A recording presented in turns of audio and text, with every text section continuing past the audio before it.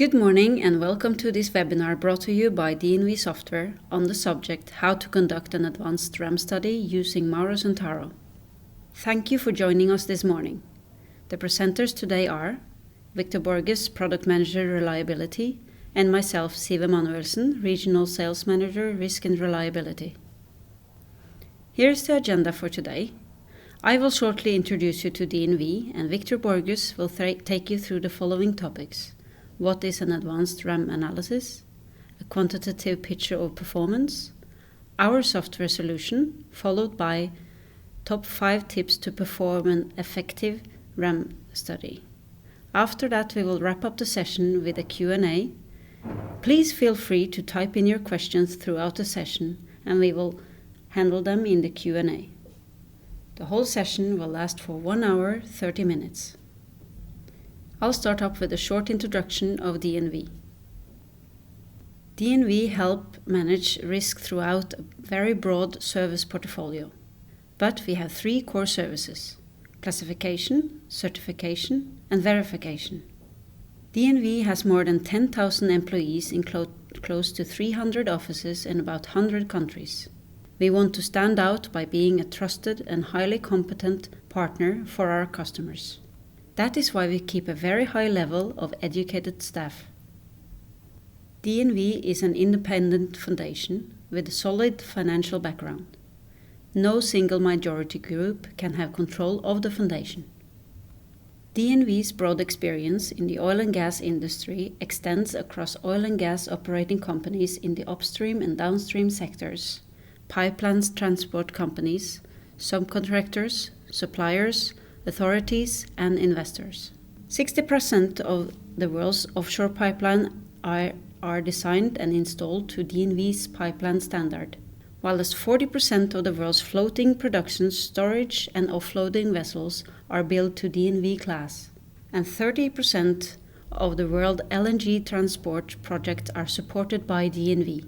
Due to our technology expertise, knowledge-sharing philosophy, and the trust we enjoy from both the industry and the authorities, we manage a number of joint industry projects to ensure new standards and innovations are developed for the good of all stakeholders. DNV Software. We are an independent business unit within DNV. We are a supplier of commercialized software products with more than 50 years of experience in developing software. DNV Software has more than 300 employees working from 10 offices around the world, where 3 of these are development centers. The new risk reality is a statement that illustrates the increased complexity of society. And to be able to deliver on these demands, software is one factor that will help you on your journey. DNV Software is a leading provider of software for managing risk in energy, process and maritime industries, offering solutions for design, engineering, strength assessment, risk and reliability, QHSE, risk and asset integrity management. DNV Software offers 7 leading brands within strength at sea, risk and reliability, and safety and integrity. They all share the same DNV Software brand values: complete solution, most user-friendly, most value for money, and professional service. Our focus area for this webinar is risk and reliability and the products Maros and Taro. Here are some of our clients. That was a short introduction to DNV. I will now hand over to Victor Borges, who will take you through the rest of the agenda. Hello everyone. Hopefully you get to hear me properly. My name is Victor Borges. I'm the product manager for Maros and Taro. So these are our reliability tools, our RAM tools. I'm just going to lead you through a couple of slides that I've put together. It's mainly focusing on how to perform a RAM study. Okay. Of course, we don't have the time to go through like the details of this, but I think you can actually, hopefully this will bring up some ideas about what you should be doing and what kind of things you should be looking at when it comes to RAM studies. Okay, so the agenda, So what is advanced RAM analysis? So why we call it advanced? Okay, we're going to have a short discussion about that. A quantitative picture of performance. What kind of solutions are we offering when it comes to RAM and advanced RAM? And I listed 5 tips to perform an effective RAM study. Okay. So this is a Norwegian explorer. Okay. It's very good. We are a Norwegian company, and then I put that a Norwegian explorer. So this guy basically he explored the North and South Pole early on the 19th century. His first expedition reached the North Pole in 1926. So I just put that a quote of him from the 19th century so we can actually have a look at it. So defeat is ensured for the one who beforehand does not have all things in order. People call it misfortune. While victory is ensured for the one who beforehand has learned to be prepared. People call it luck. Okay? So this is all about what RAM is all about. RAM is all about being prepared. It's about learn to be prepared. And that's what DNV calls it. So we call it RAM. Okay? But what is advanced RAM? And what is RAM analysis actually?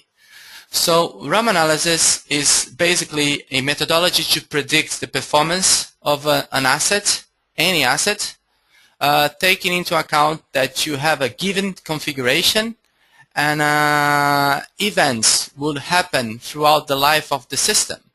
And this event will lead to losses. Okay, it can be loss of time, it can be loss of production, but it losses. So we are going through different events, and we associate that to losses. Okay, and so by running through this life cycle, as we say, we can actually get an idea of how the system will perform. Our products, they go beyond traditional RAM studies, because traditional RAM studies, they are looking into availability.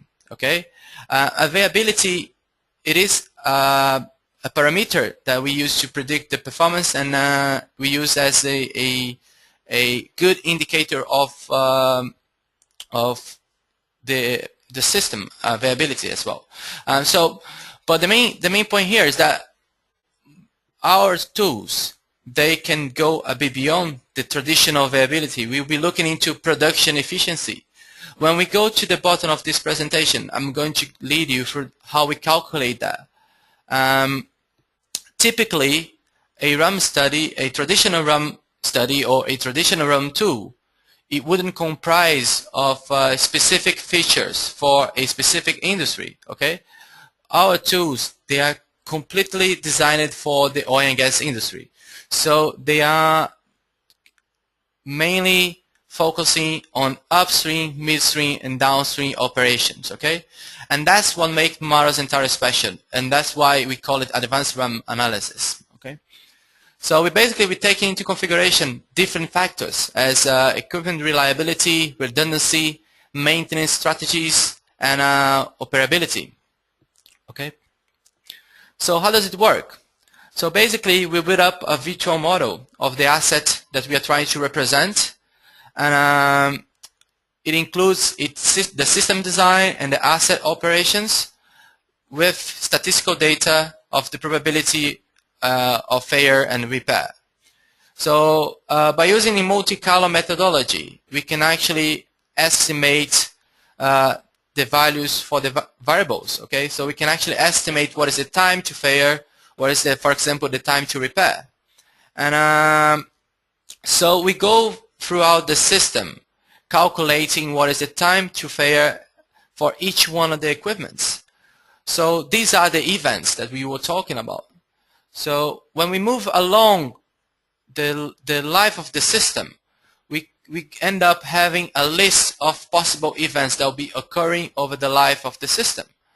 And this represents a life cycle. Okay, so a life cycle is a feasible representation of one possible future. Okay, So if we perform enough life cycles, we can actually get an average of how the system will behave, and basically we are predicting whatever we want to predict, in this case performance. So there are a couple of benefits when it comes to using this sort of simulation and this sort of approach. We can take into account some process complexities which cannot be well represented when you're doing analytical solutions.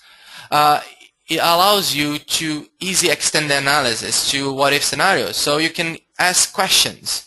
So what if this equipment has a higher reliability? What if I have redundancy here? What if I have flaring operation?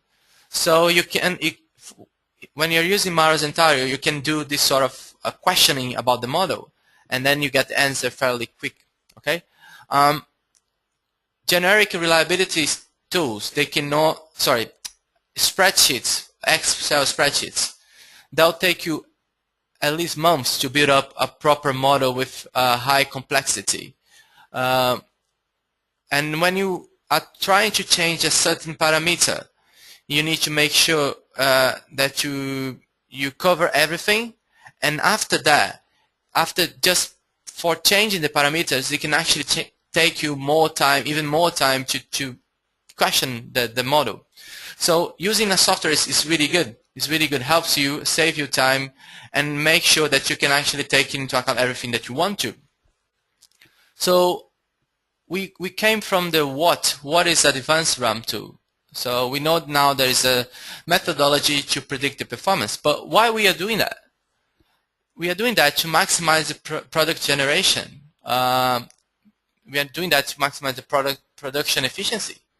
But there's not only that. We are looking into minimizing the cost. So we can put inside Maros and Taro a really complex maintenance strategies. Okay? But we cannot just think about on the production side. We need to make sure that, for example, we are meeting our safety requirements. We cannot just make the process unsafe. So we need to make sure that we're still meeting some safety requirements.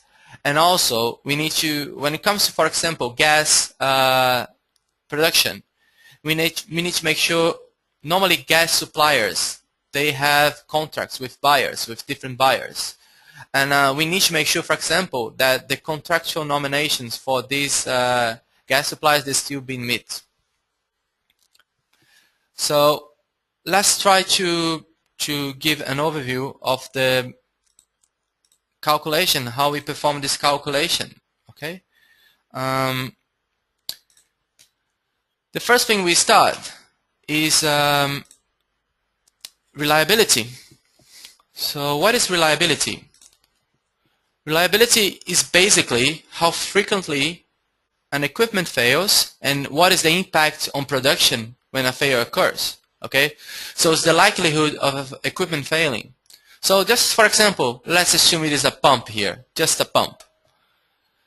When we add that to maintainability, so maintainability is how long it takes to repair a failed equipment. So we need to take into account maintenance crew, spare vessels, mobilization delays, all different things. So just to keep with our example, if a pump is failing on the first step, then maintainability will be how do we repair that pump. Okay? So if we integrate both of them, we get availability.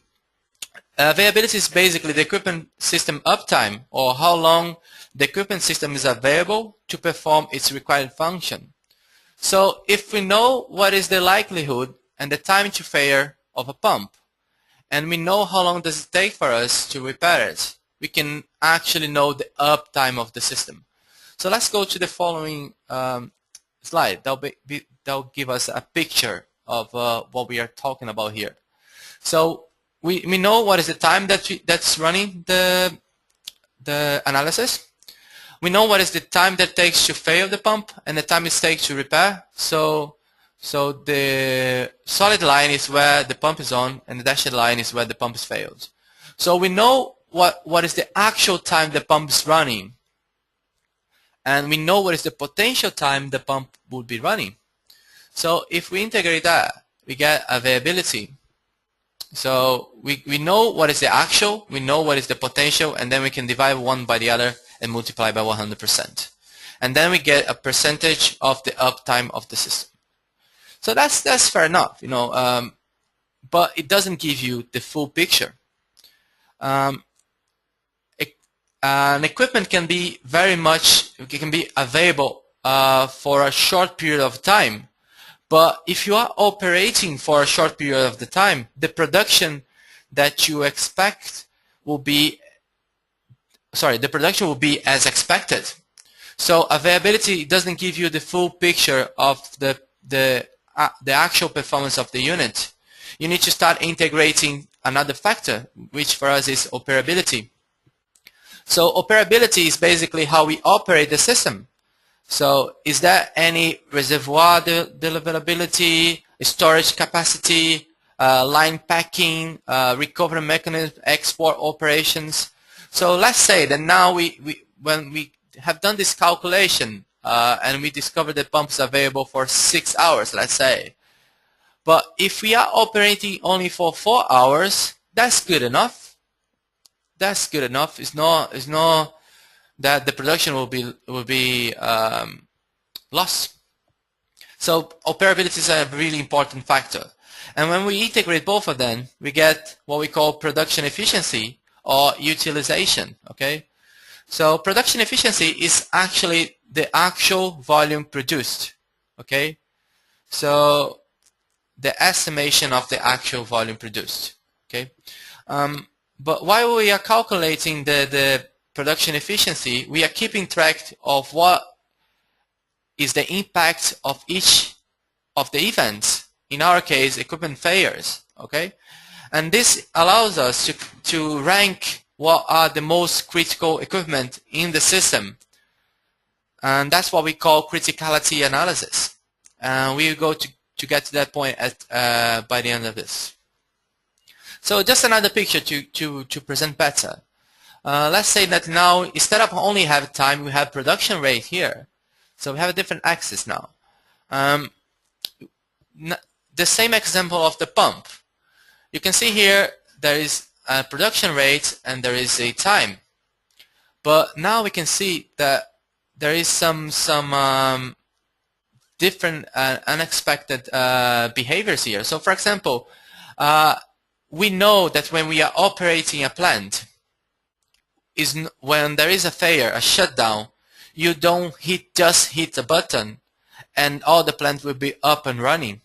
It takes you some time to warm up the equipment. It takes you some time to reach the right pressure of the process, the right temperature. So that's what we are trying to represent in this picture here. We are trying to represent that there is a ramping time. So it takes you some time to ramp up to full production again.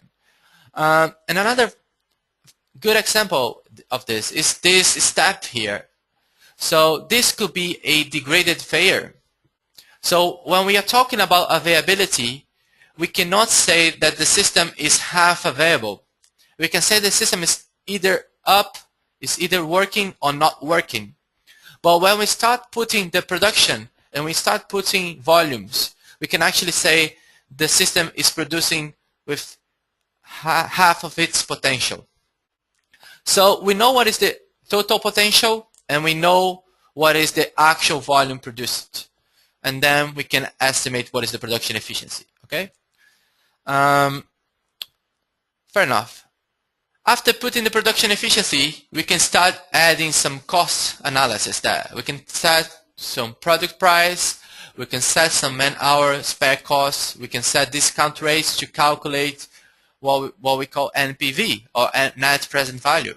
So the net present value is a financial picture. It gives you the ability to take into account the decreasing value of the currency and estimate the feasibility of the project on a future basis. Okay. So this is a complete picture of the performance. And just to finalize, the net present value here calculated, we can actually calculate the lost profit opportunity. So how much money we have lost because of the failures and because of the expenditure. Okay, so we have went through what is RAM, why we are doing that, and how we roughly calculate the production efficiency. So what kind of products do we have to offer on that basis?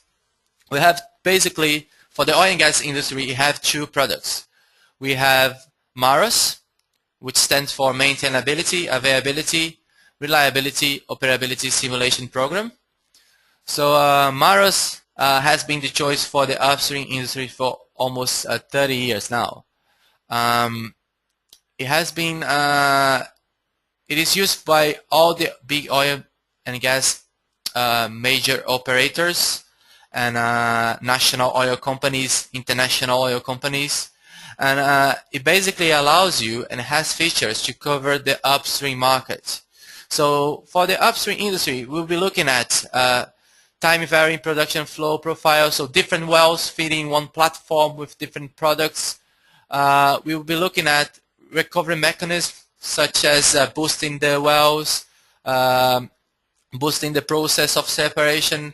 We'll be looking at flaring and all these different things. And of course, in addition, some financial modeling. So this is Maros. So this is for the upstream industry, okay? Then we look at Taro. So Taro is stands for Total Asset Review and Optimization. So Taro has been developed, has been designed to cover the refining and the petrochemical plants.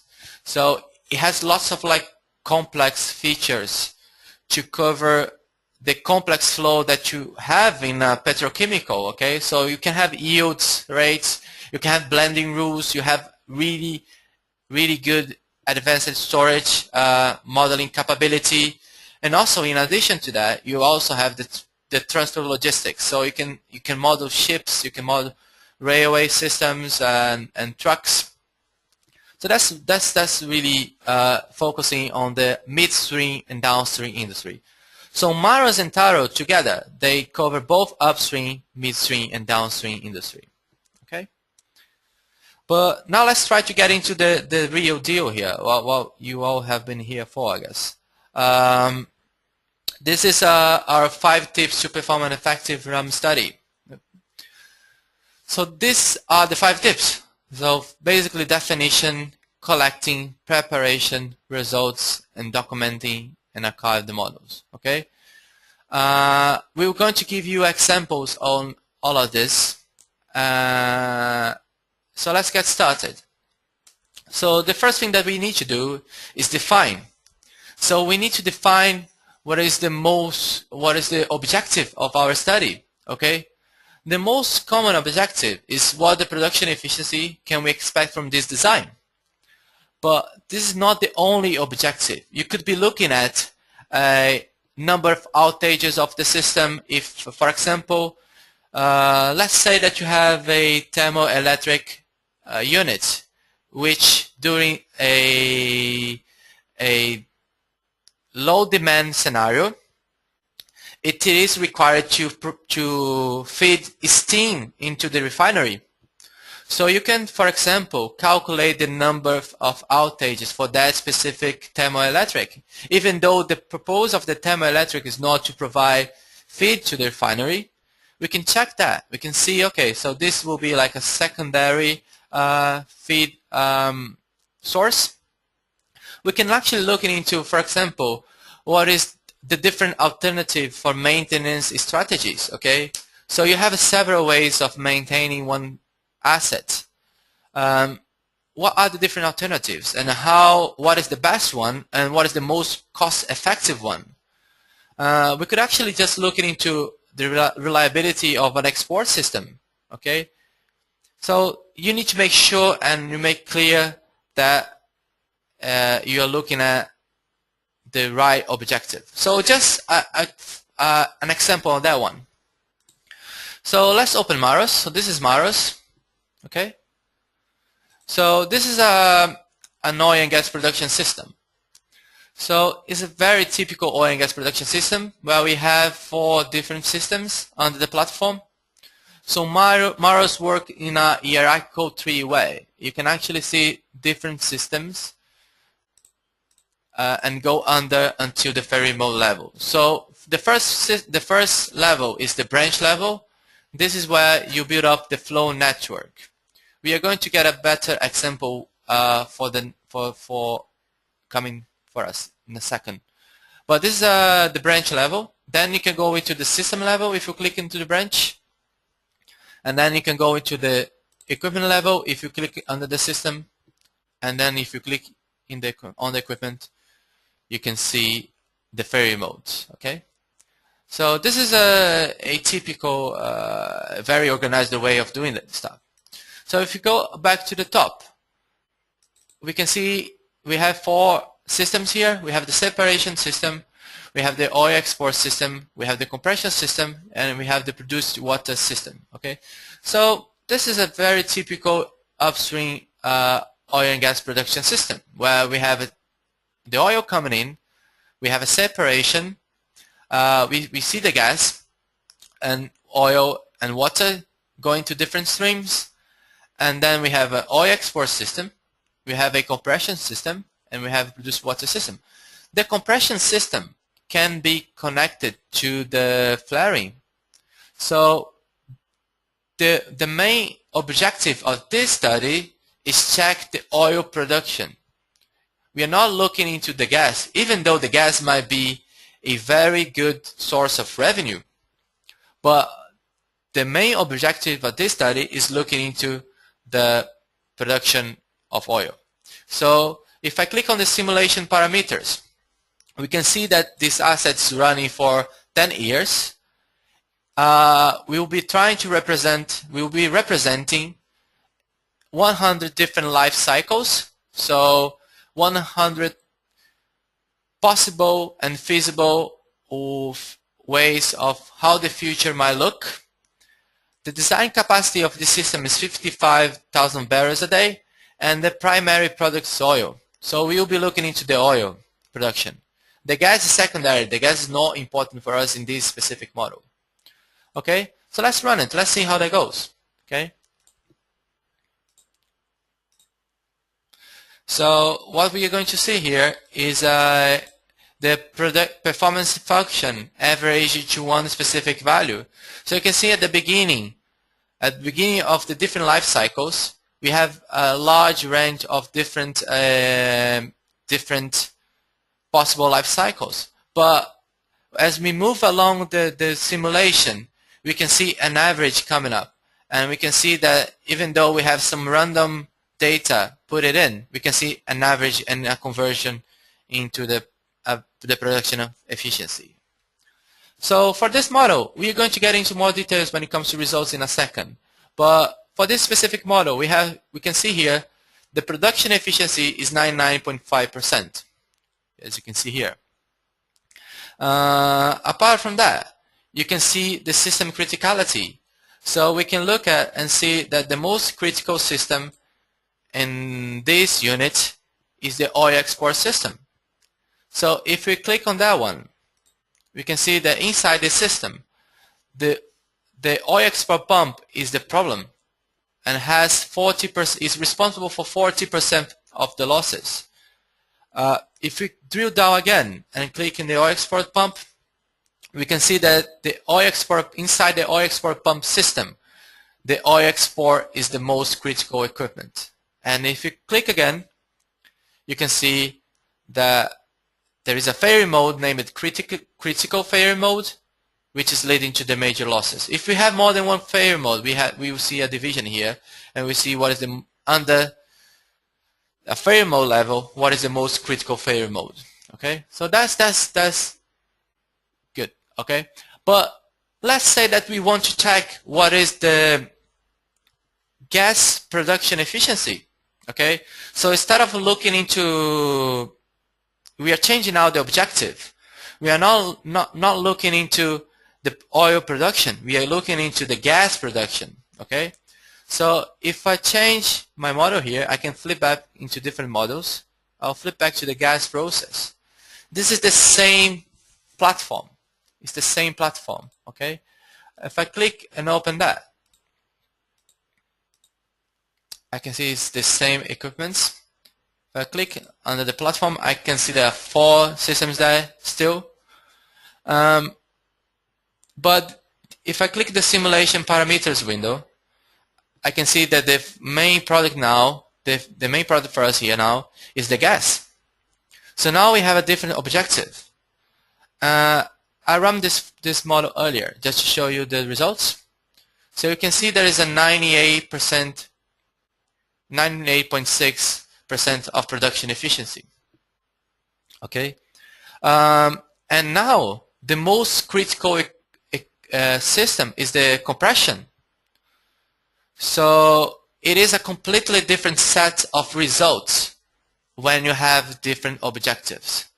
So first tip, have a clear objective. Okay. So moving on with our presentation, we need to define boundaries for the study. So what are the limits of our study, and what is the extent and amount of complexity that we want to add to it? We normally say that a good model is not the one that has all the data inside. It's the one that can actually represent the system. So it might not be the case where you put all the information that you have. You need to put all the relevant information. So really good example about boundaries is when it comes to light bulbs. So let's say that we are checking into light bulbs, and we are checking into the lighting and the reliability of these light bulbs. We could actually start looking into the power source as one factor, because indeed, if we lose the power source, we cannot use the light bulb. But if you're checking the, let's say, the availability or reliability of the room where you have multiple light bulbs, the power source will be only one. So that'll be influencing everything. So is it really relevant for this specific study? And what kind of objective do we have there? But to give you a more oil and gas example, let's go back to Maros again.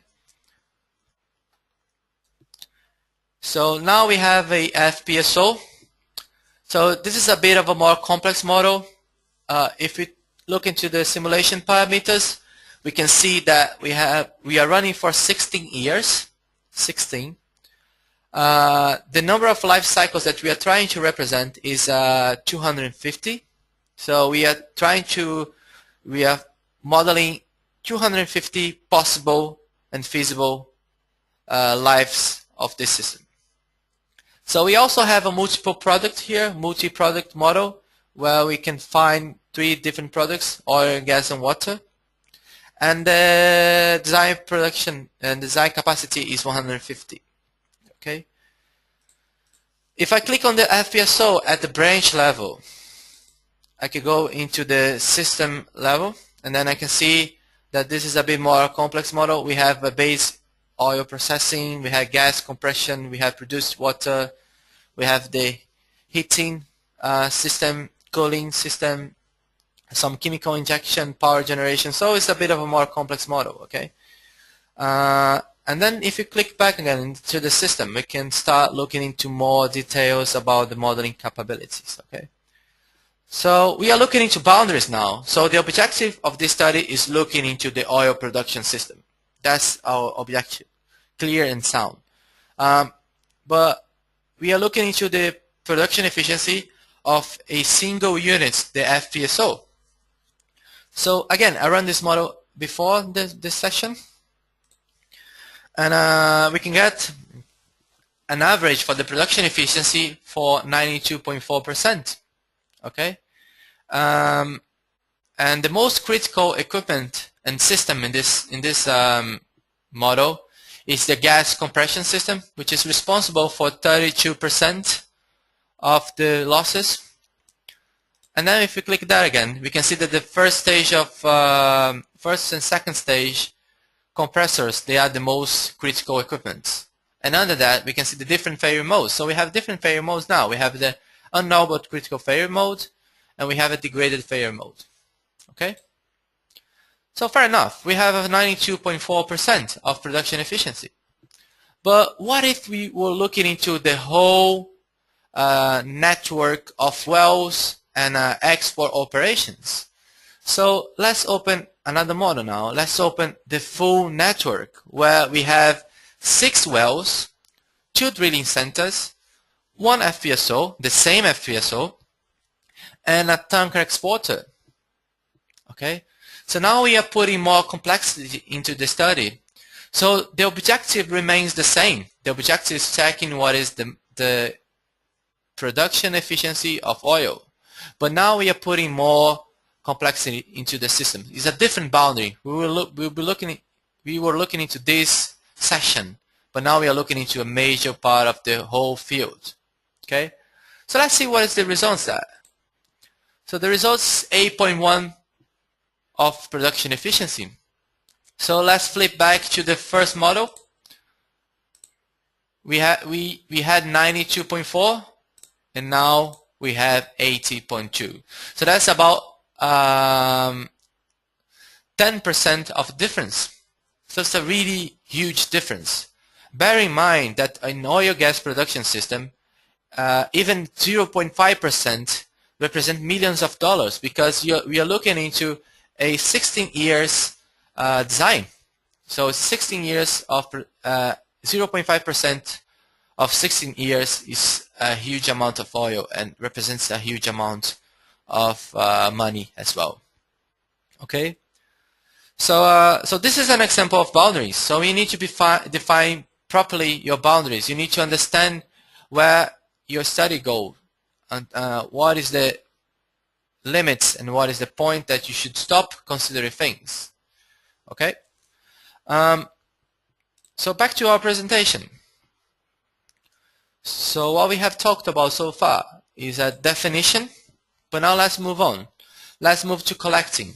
Okay, so you need to collect all required data. So what is unique about this study?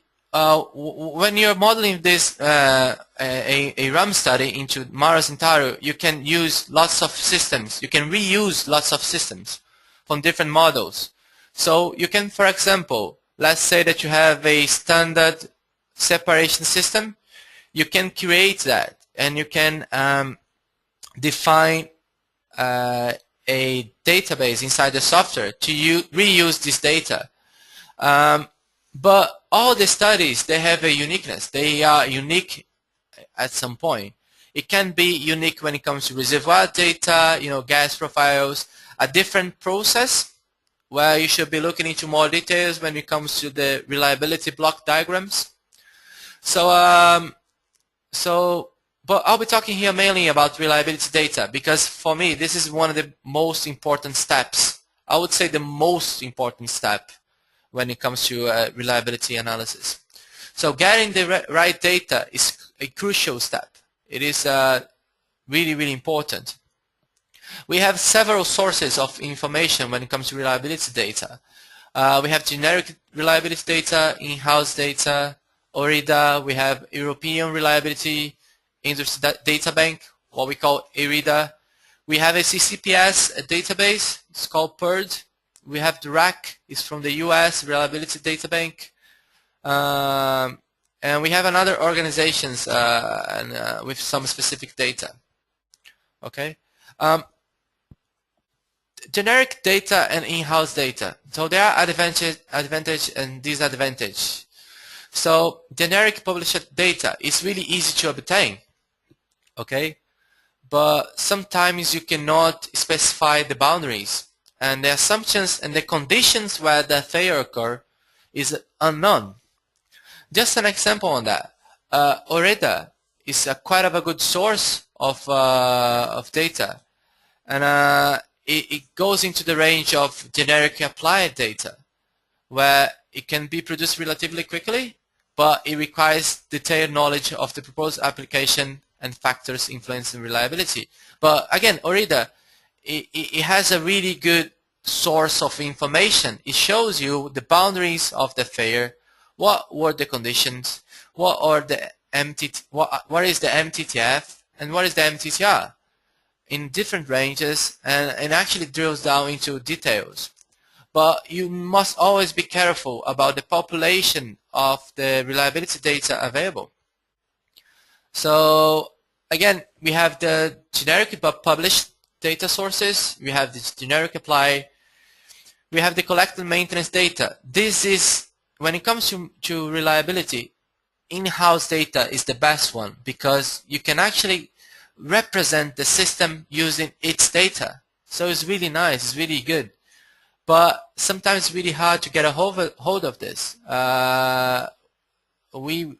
Companies are normally not so good on kind of reporting failures and what is the effect of these failures.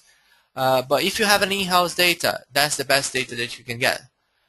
You should look into the population of data.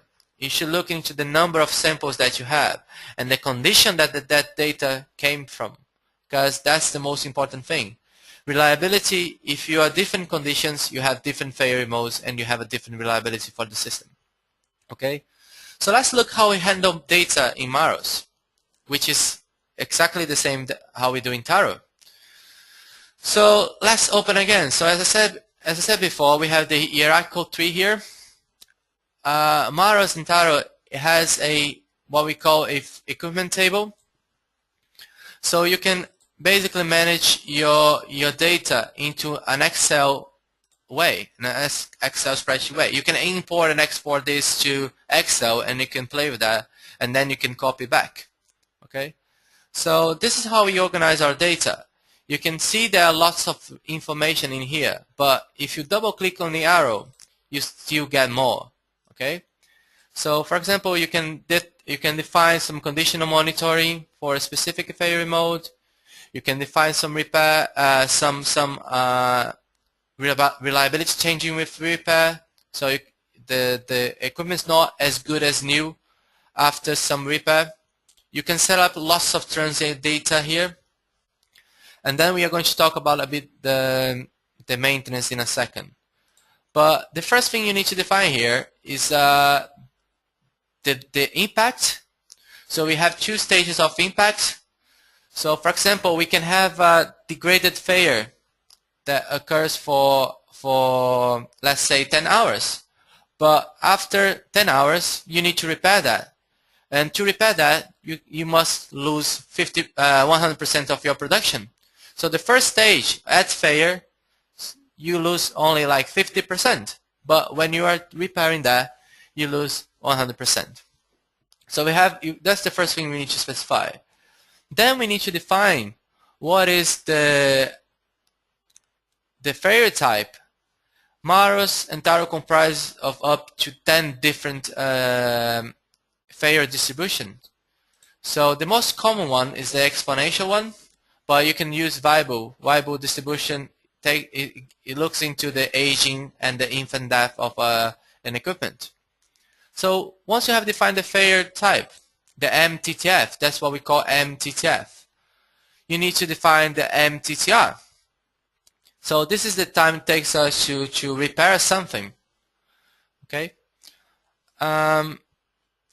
And one thing that we normally do, and in this table you can actually sort by different columns. So for example, if I want to source by source, I can see all the different type of sources that I have in this model. Okay, and I can expand that. And for example, let's see if I want to sort again by category. So I can sort as much as I want. I can sort by equipment again, and then look into the different equipments. So it's really used to manage data in Maros and Taro. It's really user-friendly and it helps you a lot to kind of build up and organize your data. Okay. So moving on to the next tip that we have. Preparation. Okay. You need to prepare the study basis. You need to understand what, of course we have already discussed it, what is the objective. So you need to document your assumptions, your objectives, and where this data came from, what kind of assumptions and considerations I have done to build up, for example, the reliability block diagram. Okay, you can you must describe how you are representing such process in a RBD way. Okay, so the typical development path that we see when it comes to Maros and Taro is that firstly you need to define the flow or reservoir deliverability. So for Maros we are looking into reservoir data. For Taro we are looking into more mass balance calculation on the refinery side. But that's the first step. The first step is defining the flow. So if we go back to Maros, you can actually see something really good, which is basically, if we go back and flip back, we can actually see there is a flow network here. If we click on the feedstock profile, we can see how the production is expected from each one of these wells. If we expand that a bit, like put the full view, we can see throughout the years what is the expected production rate. And this is a step function. This step function can be as accurate as you want. So there you go. Then you have defined the flow profile. But how you do it? You go to the view and then table. And then you can define the production rate throughout the years. So for example, this system starts at 2060. The first well, it doesn't start up until year number 2. So the first well only starts in 2062. But inside that field, we have one well starting in 2060 with a production rate of 35,000 barrels a day. So this is the oil production. Okay, if you look at the bottom here, there is the oil production. We can see there is a peak of production during the second year where we have 150. And if you look into the design capacity, that's exactly our design capacity. This is the maximum production rate that we expect from this platform.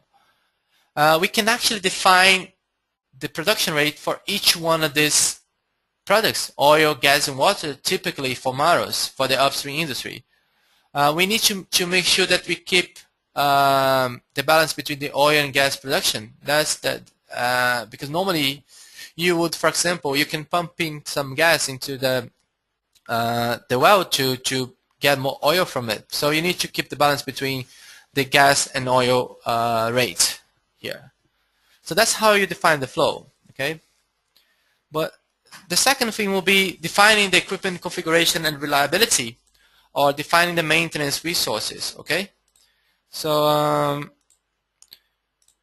okay, so how do we do it in Maros? Okay, so if we flip back to Maros now and we go back to the main view, let's try to define an equipment under the FPSO. Let's say that we have an oil export system here. So the first thing you need to do is define the system. So we can just click here at the top level and just say, oh, this is a system. Let's put a definition there, and we go to properties and we describe this as a oil export system. Okay. We can define different locations in Maros. We are going to talk about this in a second. So there you go. You have a system defined, and then we click on that one. Maros and Taro, it comes with a sample of equipment with no reliability data. Okay. So if, for example, we want to drag a pump to the system, we can just go to the sample equipment and we can simply drag and drop a pump there. And we can say this is a oil export pump, which has a tag for us to keep track of the pump, P1001, for example. We click OK, and then there you go, you have defined one equipment. If we double click on that one, we go under the failure mode level.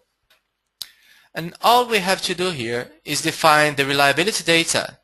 Maros, we will assume that the capacity loss at failure is 100%, so during the failure stage we have 100%, and during the repair stage we have 100% as well. And Maros will help you, Maros and Taro will help you to fill up this table. So what do we need to do here? We need to specify the MTTF, the mean time to failure. So the mean time to failure for us is 1 year. So let's specify that. And let's specify that the constant repair time, so the mean time to repair, the MTTR, is 24 hours. Okay. So again, we could have different reliability distribution here. Okay. So if I click outside the oil export pump, you can see the warning is gone, and now I have defined my failure type. Sorry, my equipment with all the reliability data. We could actually, for example, click in here again.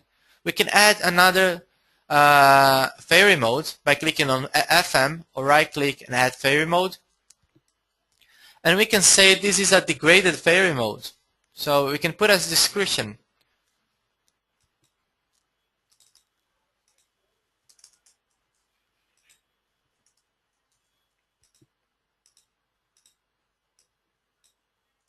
Oh, let's use the window here.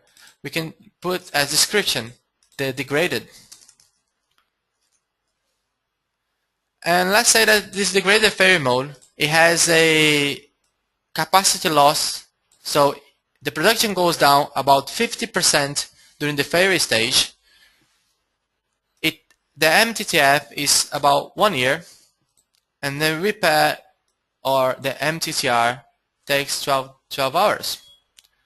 So we could actually put some conditional monitoring here. Okay, for example, so we'll be monitoring this specific failure mode. So let's press OK. So then we have defined 2 failure modes there. It's fairly easy, isn't it? But let's say that we have a specific maintenance profile for this equipment. So it requires some specific failure, some specific maintenance resources. Okay, so let's at the maintenance profile column, we can actually define some maintenance profile. So we can create and add it. So for example, we can create up to 5 different maintenance resources. So let's try to create a crew here. In Maros, you can define locations. You can define different locations and travel time between these locations. We know this resource will be at the FPSO. Okay. And then under that location specifically, we have a maintenance crew. But we can create another one. Let's create, for example, a pump specialist. So this is our description of the crew that we are defining. So we have a mechanical engineer, which is a specialist. Only this person can repair this pump. So we can define the number of people available, and we can define different constraints. Okay, we can define mobilization time. We can define what is the number of hours, the shift. So we can say, for example, this guy only works from 8 in the morning to 8 in the night, 12 hours. So we can press OK there. We can say that it takes them 1 to 2 hours to mobilize. So the failure has happened. They'll take this specific crew 1 to 2 hours to go there and fix this specific pump. We can actually assign different priority if it is, and inside each priority level we have another 5 levels. So you can, inside the emergency level, you can define up to 5 different priorities, and you can prioritize again. Okay, so let's say this is an emergency. Let's use profiles. Let's define this for more than one equipment. We can define, for example, profile here, and we can we can define pump profile just so we can keep track of this. And you can press apply and then close. And then let's say that another equipment shares the same profile. we can simply click on the drop-down window and select pump profile. So let's say that this specialist that we defined for this pump is also the one that will be repairing the produced water system. So we can actually go to the left-hand side, go to the produced water system, and he'll be taking care of the water production system. Sorry, water injection system. If we click here, drill down and click into the water injection pump, we can see there is a different maintenance profile, but we can simply change that into pump profile and pump profile. So this profile will be using the same resources from the other pump. Okay. So there you go. Then we have defined the equipment configuration and the maintenance strategy. Okay. Now we need to take into account operational considerations. Okay. And we are going to look into the results with more details afterwards. But let's go back to Maros now. Now we are going to look into the operational constraints that we have. So let's say that this model, it has a flaring operation. Okay. So in order to keep producing oil, we can flare some gas. So we can go to the production system menu, we can go to the flaring operations, and we can define a new flare here. As simple as that. We can just add a new flare. We can say this is a flaring flare as a description, and you can set up limits because there are flaring restrictions around the world. For example, Gulf of Mexico, you have flaring restrictions. South America, you cannot flare for more than 48 hours. So you have some restrictions there. So for example, let's assume that we have a time restrictions where there is no limit when it comes to cumulative flaring. We can say it's 1,000 hours. So it's really a huge amount of hours. We wouldn't expect to be flaring that much. But we cannot flare for more than 48 hours continuously. We need to take into account what is the account period. So this is 1,000 hours for on a monthly basis. And we need to set up what is the branch that will be affected. Okay. After defining the flare operations, we need to define what items will be bypassed by this. So we can choose some items. So let's say, of course, the system we'll be looking at is the gas compression system, isn't it? This is the system that will be shutting down if we will be flaring if we have a failure there. So let's include everything. So there you go. Apply. Close. Done. Now we have defined the flare operation for this system. So if you double click here, we can now see that there is a small flame here. Not sure if you can see that, but this is saying that we have a flare defined for that specific system. Okay? There you go. We have defined an operation. Now let's go back to the presentation and talk about our last tip, which is basically the results. Okay. Meanwhile, I'll let Maros run this model that we have changed a bit. Okay. Maros will always ask you to save the model to make sure that you are running the last version. Okay. So that's good to make sure that you keep track of your change. So let's just run this model. Let's run for lower cycles. Let's run for 10 cycles. Now let's run for 100. Okay. So the simulator will pop up now. And then we can see, again, the performance function averaging to one specific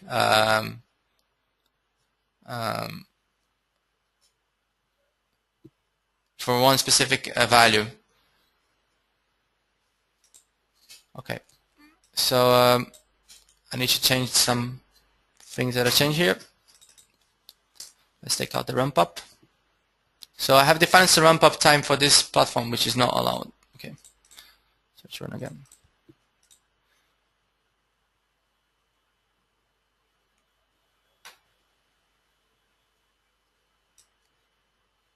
So again, we can see the simulation, the production efficiency curve averaging to one value.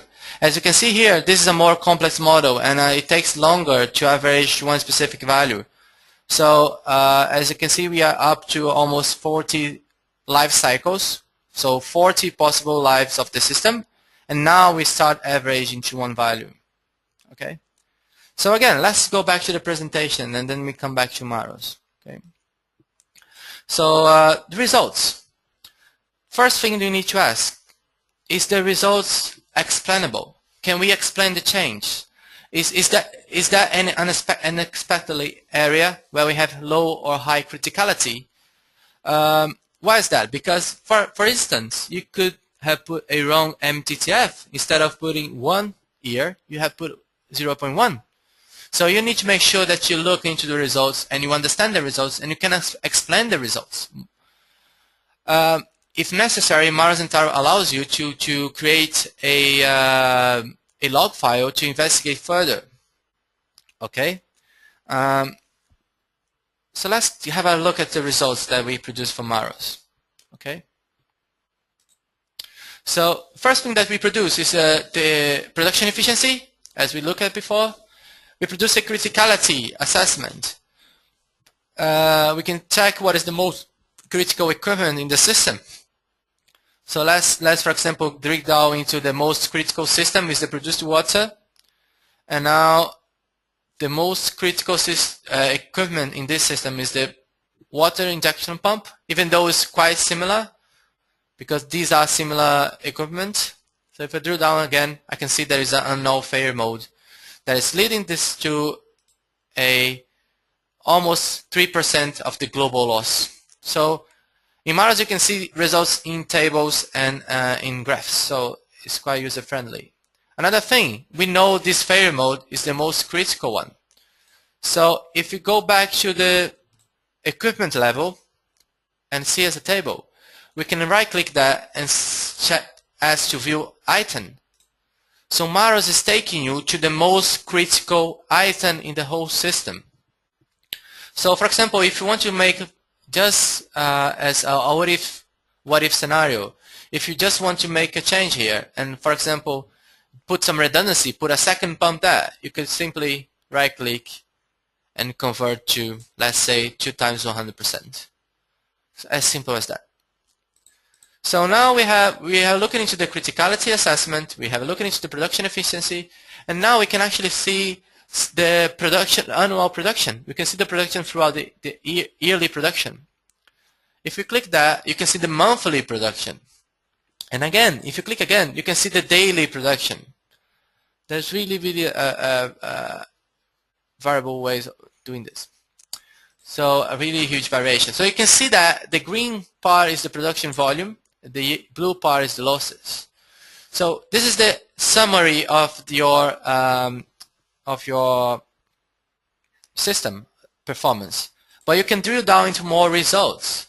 You can see what is the production summary, the criticality in a more deep level, the number of outages and the number of duration of these outages. So we expect that this FPSO will stop producing almost 40 times throughout every year, and every time it stops for about 140 hours. So we know now what is the number of outages. We can get some flaring operation as well. We can get some resource results. So we can look at the maintenance strategy in a really deep level. We can see what kind of resource we are using too much and if we need to increase that one. And then we can actually optimize your maintenance. Or for example, you have too many spares and you want to optimize. You don't want to buy too many spares. You want to buy the optimal number of spares, and you can do that using Maros. You can check what is the optimal number of spares. And this is just the graphical way of seeing that, but you can also have some raw data. So you can look, for example, if we go into system here, we can get some availability data, some distribution about the availability data. We can get some life cycle data, and this is exactly the points where we can see what performance each life cycle had. Okay, so now we are looking into the performance of each life cycle. So you can, for instance, look for this specific life cycle, why the performance was so low. Okay, so what kind of event are we having in this life cycle that we need to prevent that we don't get such a low performance. Okay, so Maros has a huge amount of results. You have some shipping abilities here, some buffers, some flaring. But let's go back to our presentation. Yep. So typically, you'll be looking into results as availability, production efficiency, production statistics, frequency of shutdowns, maintenance resource expenditure, maintenance strategy. What is the most effective maintenance strategy? What is the operational constraints, the bottlenecks in your model? You can actually, and this can be applied for several different types of studies. You can do from the feed stage. You can do actually from the conceptual stage to the decommission of the plant. So you can, in each stage, it has a result, a set of results that will help you to manage your assets. So for example, if you're doing a RAM study during the feed stage, you can check what is the best and the optimal design. But if you're doing that, for example, into the detail engineer stage, you'll be looking at equipment selection, the actual equipment selection. And for the decommission, Maros can actually tell you, so this is the year where your operational expenditure is higher than your revenue. And that's where you should stop your platform or refinery. You can apply that for many different assets. You can apply that for subsea systems. You can apply that for central processing facilities, normally unmanned installations. So Maros and Taro is specifically designed for oil and gas industry. And you could see how easy it was to to model specific operations as well. We have modeled flaring, we have modeled ramping, and flow profiles in a matter of seconds. So this is our final advice when it comes to life cycle performance analysis. Okay, analysis is not just about producing an availability picture. It's about making a picture of the performance in a transparent way to allow the project team to make decisions.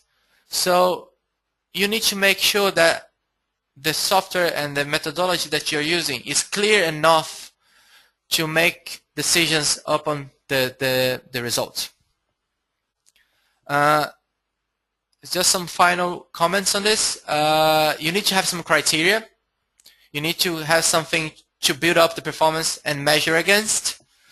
You need to have some transparency when it comes to performance criteria and the confidence in the assessment. Okay, and the best thing here is to use sensitivity scenarios to understand the risk and uncertainty in the performance figure. So you can actually change a couple of parameters to see, okay, how this is influencing my performance and the performance of my asset. Okay.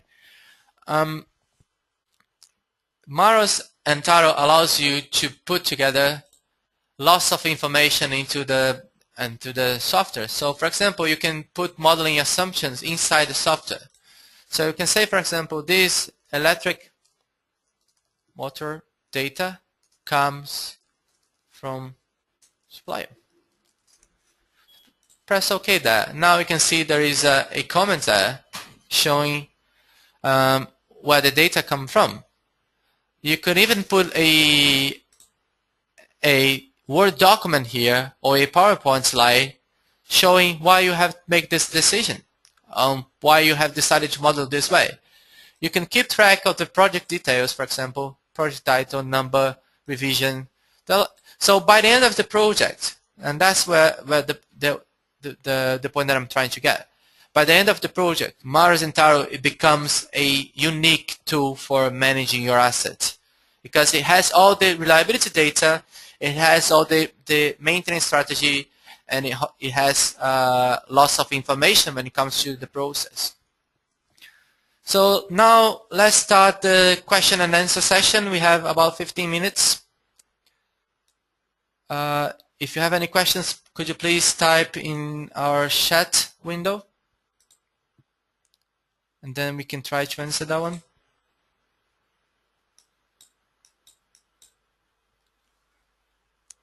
Any questions?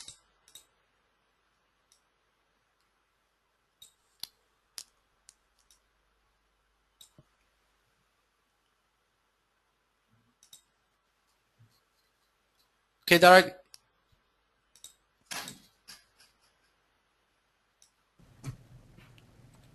Yeah, I'm here.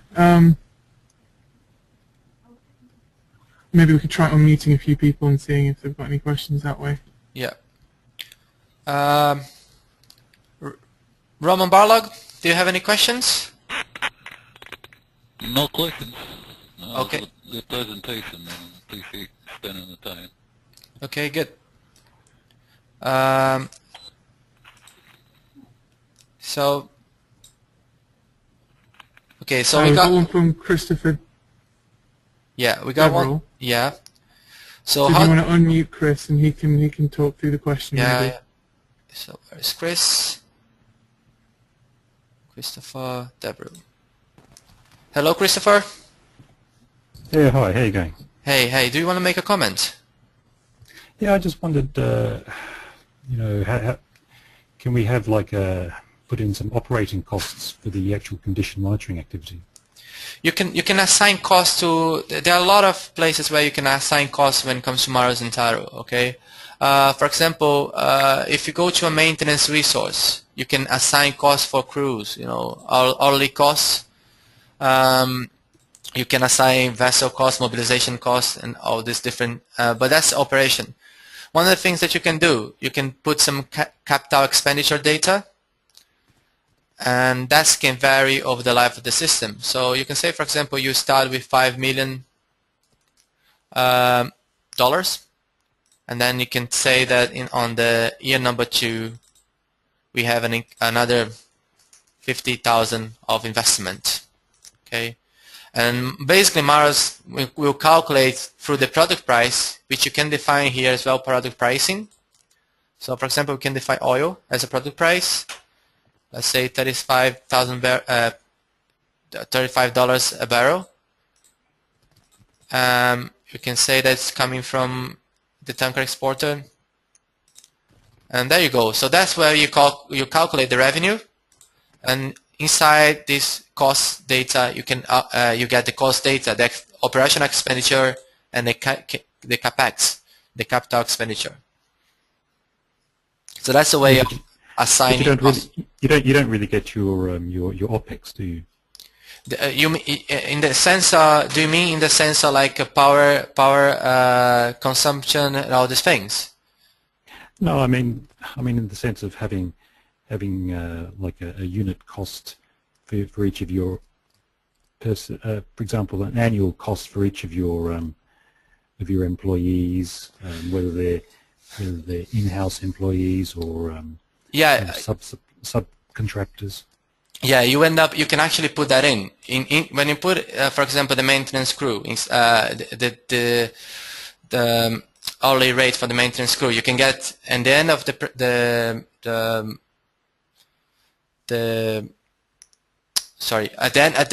the calculation, you can get a picture of the overall cost for this specific crew. So it is calculated throughout the modeling. We have John Gilmore here, who is our developer. Maybe John would like to make some comments over this one. John, I'm muting you. Hello, John? Can you hear us?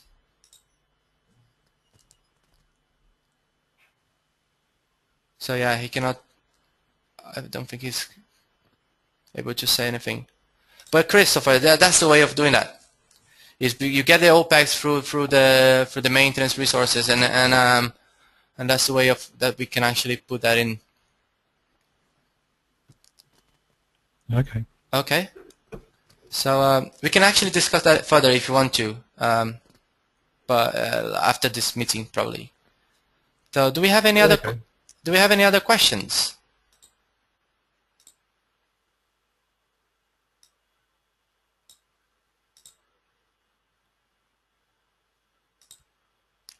Okay. Darek, do you want to? Yeah, I can round it off here. So hopefully this has been beneficial to those of you. If you have any further questions, then please get in touch with us, and we'll be more than happy to answer any questions regarding this. The question from Sakawato, I hope I'm saying that right, is there any can they obtain can they get the slides? Yeah, we will be sending the slides just after the presentation, so everyone will be getting the slides from this presentation and the video. Excellent. And the video. Excellent. So we've actually recorded this and so on. Jose, you asked, can you send your representative for South America or Venezuela? Yeah, we can discuss that, Jose. Podemos hablar sobre eso después. Okay, yeah, we got you all the contacts that we have. So the main contact for us here. If you have any questions, any further questions. Thank you for listening in. Hope it was well spent time. Please let me know by email or phone if you would like more information or if you like to test the software. You can also visit us on www.dnvsoftware.com. Here you can see dates for next training and our upcoming events. We will also email you a link to the slides and the video of this webinar in a few days. We hope to be in touch with you soon again. Thank you for joining and wish you a great day.